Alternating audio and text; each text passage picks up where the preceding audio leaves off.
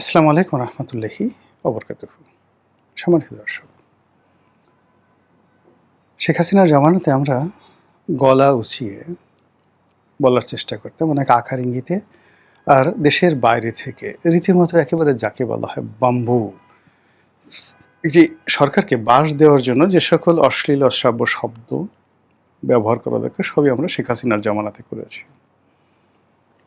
শেখ হাসিনার জামানাতে গালি সম্রাট হিসেবে যিনি বাংলার মানে যারা গালিবাজ, গালি দিতে চান, মানে এখন বাংলাদেশে যারা গালি দিচ্ছেন, তো এই সকল গালিবাজদের মানুষ পিতা, সবার আধ্যাত্মিক গুরু, তিনি হলেন অস্ট্রিয়া প্রবাসী একজন সিনিয়র সিটিজেন শেফায়েতুল্লাহ সেফু, যিনি নিজেকে সেফুদা বলেন।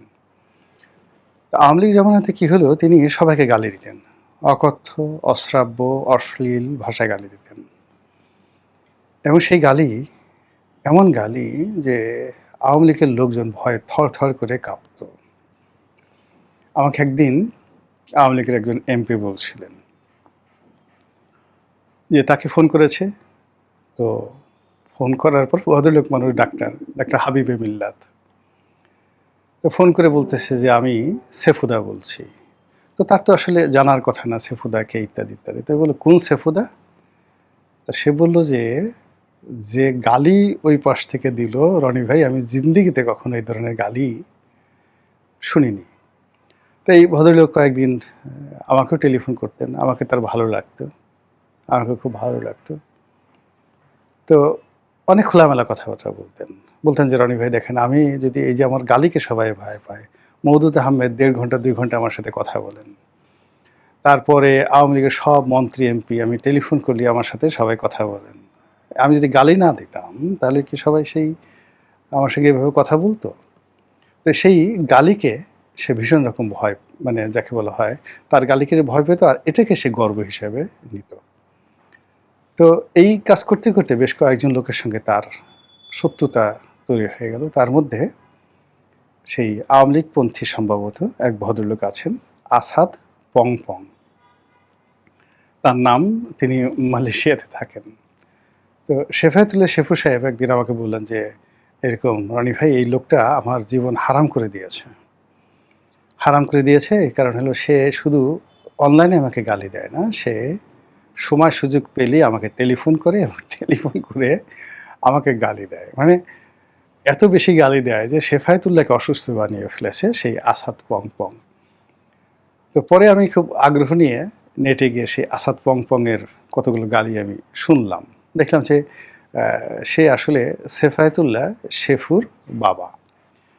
তো এই যে একটা সংস্কৃতি শুরু করেছিল আসাদ পংপং, এরপরে কয়েকজন মহিলাও, মানে তারাও মানে আমেরিকা থেকে বেশ গালি দিতেন। একজন মহিলা, কি যেন নাম, তো যাই হোক, সেও খুব গালাগালি করতেন খুব আদিবাসী ভাষায়। কিন্তু এটা আসলে একটা নির্দিষ্ট সার্টেন লিমিট পর্যন্ত চলে, এই অশ্লীলতা, অশ্রাব্যতা। এরপরে এগুলো আর ভালো লাগে না। বাংলাদেশে যেমন 1, 2, 3 বা টিনের ছেলে, কাউয়া, এই জিনিসগুলো আপনি এখন যদি বলতে যান, প্রথম 1 সপ্তাহ, 15 দিন, 1 মাস, 1.5 মাস এই জিনিসগুলো শুনতো। কিন্তু যদি আপনাকে টিকতে হয় তাহলে আমাদের যে নর্মাল যে ফেনোমেনা রয়েছে, সেই ফেনোমেনার মধ্যেই আপনাকে টিকতে হবে। অন্যদিকে সেই গালিকে ভর করে এবং অশ্লীলতাকে ভর করে দুজন বীর, একজনের নাম ইল্লু আর একজনের নাম পিঙ্কু। ইল্লু যে কাজটি করতো সেটা হলো, ধরুন যে কোনো ভদ্রলোক বা যে কোনো ভদ্র মহিলা, সুন্দর এবং সুন্দরী, তাদের দৃশ্য মানে তাদেরকে টার্গেট করে, যেমন টেলিভিশনের একজন উপস্থাপিকা, তার সঙ্গে ধরেন একজন সাংবাদিক, রাজনীতিবিদ, বা ধরুন আর একজন মহিলা আর একজনের সাথে, এগুলো করে হি মেড এ ফিল্ম পিছন থেকে। মানে এখন আসলে ভয়েস ওভার প্রোটোকল, তারপরে এখানের এক ছবি, এখানের এক ছবি, এগুলো দিয়েছে একটা বিশাল রকম একটা অশ্লীল গল্প। সেখানে কে কার খাট কাঁপালো, খাটের তলে বসে কে কীভাবে দেখলো, তারপরে শেষে সেখানে কী ধরনের যৌন উন্মাদনা চলে, এই ধরনের রগরগে কাহিনী সে চালালো বেশ কিছুদিন। কিন্তু এখন নো ওয়ান রেসপন্ড, তার সেই বক্তব্য কেউ শুনছে না, সবাই চলে গেছে এবং ঘুরে ফিরে আমাদের সেই মূল রাজনীতিতে চলে আসতে হয়েছে। তো সেই ইল্লুর সাথে আবার আরেকজন লোক যুক্ত হয়ে গেল, তার নাম হলো পিঙ্কু। পিঙ্কু একটু লেখাপড়া জানা। তো সেই লেখাপড়া জানা পিঙ্কু সে সেই একসাথে শেফায়েতুল্লাহ সেফুর সেই গালি, ইল্লুর সেই খাটকাফানো অশ্লীলতা, মানে যা কিছু মন্দ রয়েছে এই সমাজে প্রায় সব মন্দগুলো একত্র করে সে একটা মিক্সচার তৈরি করে বেশ কিছুদিন সে দাপট শুরু করলো এবং একেবারে ১ বছরের মধ্যে হিরো, সুপার হিরো বলতে গেলে একেবারে Alexander the great of Bengal হয়ে গেল। কিন্তু ধীরে ধীরে ধীরে ধীরে দেখা গেল সেই অশ্লীলতার যে জিনিস, মিথ্যার যে জিনিস, সেই জিনিসগুলো আসলে লং টার্মে কেউ খাচ্ছে না এবং পুরো যারা একসময় তাকে খুব নির্ভর করত, ভালোবাসতো, যাদের মানে এই সেফায়েতুল্লাহকে, ইল্লুকে, পিঙ্কুকে, এখন ওই মানুষগুলোই দেখা গেল তাদের চেহারা দেখার সঙ্গে সঙ্গেই বমি করছে। তো একইভাবে ধরেন আওয়ামী লীগ জমানাতে আমরা অনেকগুলো ন্যারেটিভ আওয়ামী লীগের বিরুদ্ধে তৈরি করেছিলাম ইন এ পজিটিভ ওয়ে, শিল্প এবং সংস্কৃতির মতো করে, ইতিহাস দিয়ে, ঐতিহ্য দিয়ে। যেমন উনি বাংলাদেশের সেই লেডি যাকে বলা হয়, ওই যে ভারতের যে সিকিম যে ভারতের হাতে তুলে দিয়েছিল, ভদ্রলোকের নাম আমার এখন মনে আসছে না, খুব জনপ্রিয় এবং বিখ্যাত ব্যক্তি ছিলেন। মানে কথা বলতে বলতে অনেক সময় হয়ে যায় আর কি। তো আমরা তার সঙ্গে তার তুলনা করতাম। আমরা মনে করতাম যে ভারত বাংলাদেশকে হায়দ্রাবাদের মতো অধিকার করে নিয়ে যাবে, কাশ্মীরের মতো দখল করে নিয়ে যাবে, এরকম কথাগুলো আমরা বলতাম। কিন্তু সময়ের প্রেক্ষাপটে এই যে শেখ হাসিনা চলে গেছেন, আমরা কি দেখছি? বাংলাদেশ কি সিকিম হয়েছে, কিংবা বাংলাদেশ কি হায়দ্রাবাদ হয়েছে, কিংবা শেখ হাসিনার উপর যখন এত মানে হলো, ভারত কি একটা সেনাবাহিনী পাঠিয়েছে, একটা চড়াই পাখি পাঠিয়েছে, কোনো কিছু পাঠিয়েছে? নাথিং। সে তার কূটনীতির যে ভব্যতা, এটা বজায় রাখার চেষ্টা করেছে।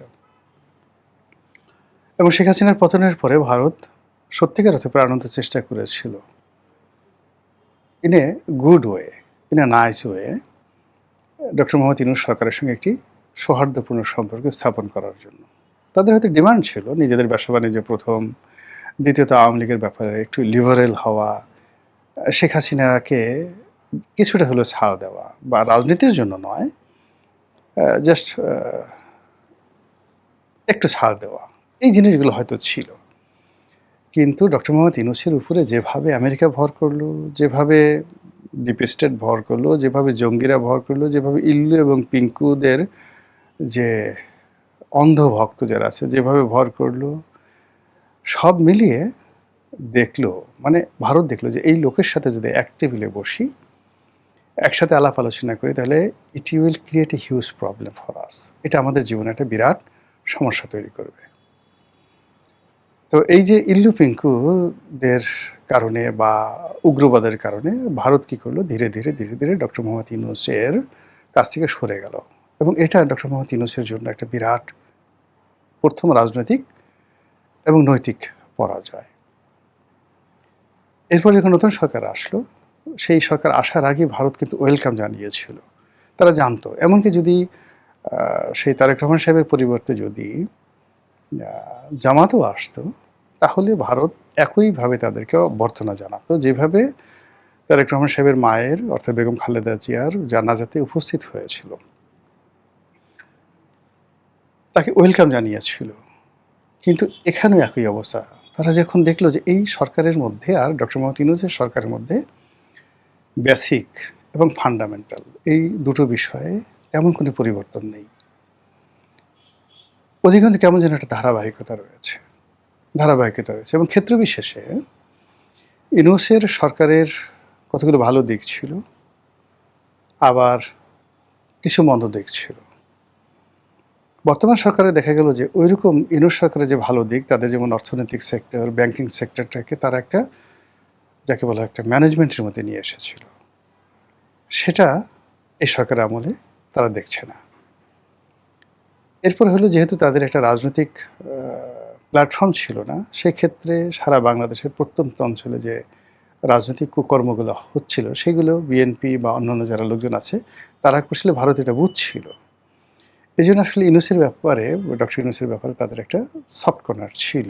কিন্তু এটা প্র্যাগম্যাটিক করার জন্য, এটাকে ফ্রুটফুল করার জন্য আসলে ভারত চেষ্টা সত্ত্বেও সেখানে এগোতে পারেনি। এটা হলো রিয়ালিটি। এখন আপনি চিন্তা করুন যে তারেক রহমান সাহেব সরকার যখন এলো, তখন সে চিন্তা করলো যে না, এখন হবে, সব কিছু হবে। বলা হয়ে থাকে যে তারেক রহমান সাহেবের আগমন, তারপরে যাকে বলা হয় এই সরকারের যে সফলতা যা কিছু আছে, এর পেছনে ভারতের একটা হিউজ কন্ট্রিবিউশন আছে। কিন্তু গত 4 মাসে যে কোনো কারণেই হোক ভারতের সাথে একটি বিষয় এগোয়নি। আগামীতে এগোবে তার কোনো সম্ভাবনা নেই। ফলে কি হলো, ভারত এবং বাংলাদেশের যে সম্পর্কটি ইনুর জামানাতে একেবারে পতনের অতলান্তে পৌঁছে গিয়েছিল, সেটি এখন আরও প্রবল আকার ধারণ করেছে। এবং এর মধ্যে ভারত যে কাজটি করছে সেটি হলো, ভারত যেমন ভিসাটা বন্ধ রেখেছিল ইনুস জামানাতে, সেটা উন্মুক্ত করে দিয়েছে। মানে কোনো অবস্থাতে এদেশের জনগণ, মানে সরকারের জন্য যেন জনগণের সাথে তাদের সম্পর্কটা নষ্ট না হয়, তারা বিভিন্ন ব্যবসায়ী গ্রুপ, বিভিন্ন সংবাদপত্র থেকে শুরু করে তাদের যে কানেক্টিভিটিগুলো ছিল, সংবাদপত্র জগতে অনেকগুলো পত্রপত্রিকাকে তারা ফাইন্যান্স করত, অনেকগুলো সম্পাদককে তারা পুষত, অনেকগুলো মিডিয়া হাউসকে তারা পুষত। সেই জায়গাগুলো তারা আবার রিভিল্ড শুরু করে দিয়েছে। ফলে এই 4 মাসের মধ্যে সরকারের যে প্রবলেমগুলো হয়ে গেছে, জনগণ, সিভিল সোসাইটি থেকে শুরু করে আরও সবাই, অনেকেই ভারতমুখী হয়ে পড়েছে, সরকারকে কোনো রকম পাত্তাই দিতে চাচ্ছে না। আপনি চিন্তা করুন, খালি বলছে যে ভিসা উন্মুক্ত করে দেওয়া হলো, মাত্র একদিনে 24 আওয়ার্সে একটি দেশে যাওয়ার জন্য যদি 1.5 লাখ মানুষ দরখাস্ত করে, এরকম দৃশ্য আপনি কখনো কোথাও দেখেছেন? 1.5 লাখ লোক একত্রে করলে মানে কত হয়? পল্টন ময়দানে ধারণ ক্ষমতা হলো মাত্র 20,000। এই যে আমরা পল্টনে যে জনসভা করি, আর সেই আপনি যদি ফকিরাপুল থেকে শুরু করে একেবারে কাকরাইল পর্যন্ত, যেটাকে সবচেয়ে বৃহত্তর সমাবেশ হয় বিএনপির নয়াপল্টন অফিসের সামনে, সাকুল্যে 25 থেকে 30,000 লোক দাঁড়াতে পারবে, নট মোর দ্যান দ্যাট। অর্থাৎ চিফ জাস্টিসের বাসা থেকে একেবারে সেই ফকিরাপুল মোড় পর্যন্ত ওই রাস্তার, আপনি যদি একজন লোক দাঁড়াতে 4 স্কোয়ার ফিট জায়গা ধরেন বা 6 স্কোয়ার ফিট জায়গা ধরেন, মেপে দেখেন 30,000 লোকের বেশি হবে না। তো সেখানে 1.5 লাখ লোক ভারতীয় দূতাবাসে দরখাস্ত করেছে একদিনে। তাহলে বোঝার চেষ্টা করুন কত বড় লাইন হয়েছে, কি পরিমাণ লোক সেখানে গেছে, এবং ওটা সামাল দেওয়ার জন্য ভারতের কি পরিমাণ ম্যানেজমেন্ট সেখানে ছিল। That happened. তো এই কাজটি ভারত করছে। তাহলে এর থেকে বোঝা যায় যে ভারতের সাথে যে বাংলাদেশের যে সম্পর্ক, বা বিদেশ থেকে আমরা যে সকল অপপ্রচার চালাচ্ছি, প্রচারণা চালাচ্ছি, তার বাইরে ভারতকে গালাগালি করবে কিন্তু চিকিৎসার জন্য ভারতে যাবে, ভারতকে গালাগালি করবে, ভারতের পেঁয়াজ খেতে হবে, ভারতে গালাগালি, ভারতীয় শাল পড়তে হবে, কলকাতা যেতে হবে। শুধু হিন্দু না, মুসলমান অনেক সবাই, এবং সীমান্তে যারা লোকজন আছে তাদের কথা তো বাদই।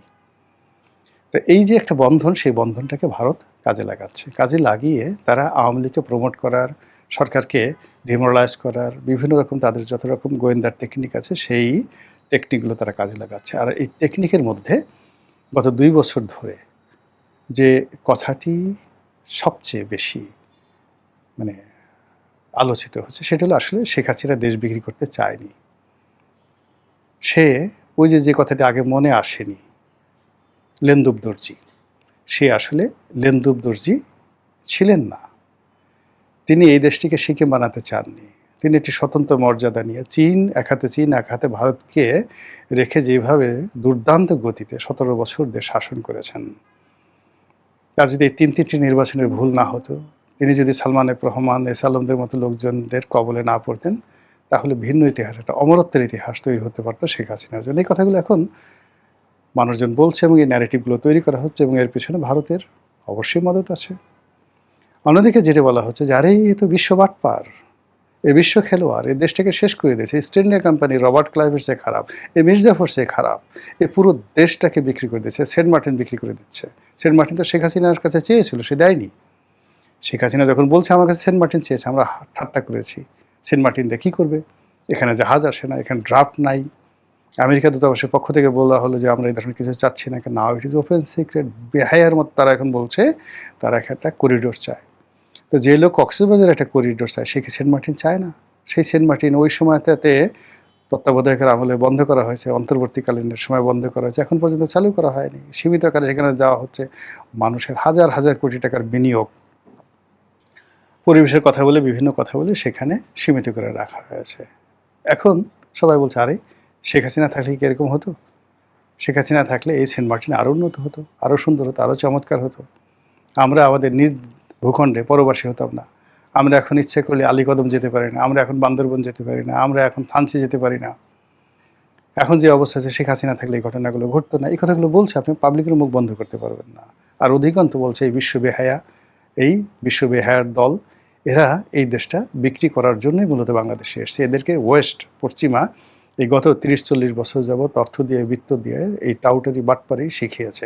তারা এই দেশটাকে সর্বনাশ করে পশ্চিমের হাতে তুলে দিয়েছে এবং স্বাধীনতা, সার্বভৌমত্ব শেষ। এখন এরা বঙ্গভবন মানে টার্গেট করেছে, গণভবন উড়িয়ে দিয়েছে, 32 নম্বর ভেঙে দিয়েছে, এখন বঙ্গোপসাগর দখল করবে। কি না করবে তারা? আর এর প্রেক্ষাপটে এদের এই দুর্বলতার সুযোগ নিয়ে ভারতও বসে বসে, আমরাও বসে থাকবো কেন?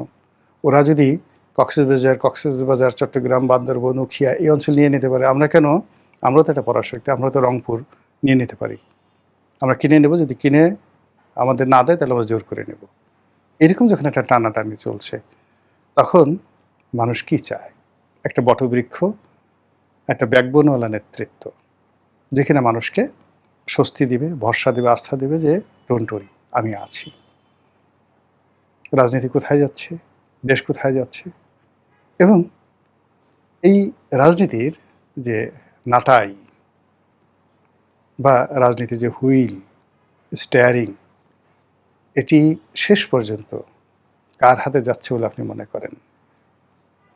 মহান আল্লাহ আমাদের সবাইকে হেদায়েত দান করুন এবং হেফাজত করুন। আসসালামু আলাইকুম ওয়া রাহমাতুল্লাহি ওয়া বারাকাতুহু।